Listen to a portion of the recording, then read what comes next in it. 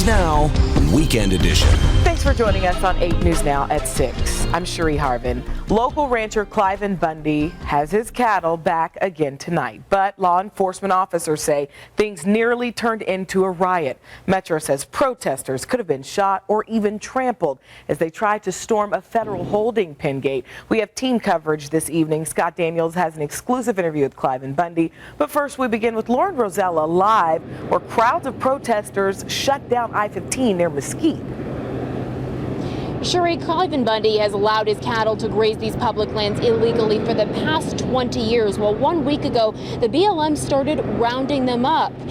A deal was tentatively reached this morning, pulling the BLM out of this area, but protesters wanted Clive Bundy's cattle returned to him and tried swarming a federal holding pen to take them back. Give me Eamon Bundy. Hurry, give me Eamon Bundy. Protesters flooded this federal holding pen area, aiming to release Clive Bundy's cattle. Push him back up off the gate for right now. Let me work with you and you. I'll allow you two to come in with me. That's it. It's the people or not, and you guys need to leave. Push these people back so they can do it safely. Federal officers tried to bring the Bundys over the line to negotiate.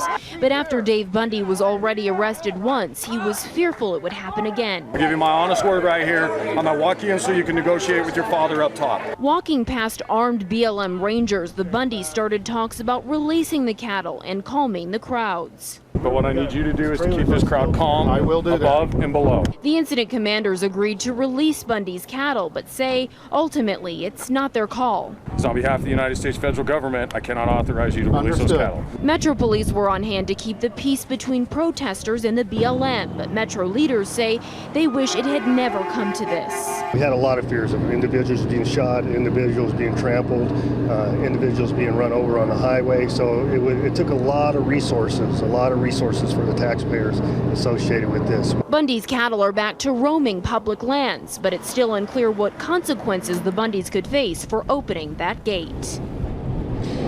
The BLM says they released the cattle to avoid violence from protesters out here, and the federal government could still come after Bundy. Sheriff Doug Gillespie, though, was instrumental in brokering this original deal between the BLM and the Bundy family. He's been working on this behind the scenes for years. Reporting live outside Mesquite, Lauren Rosella, 8 News Now.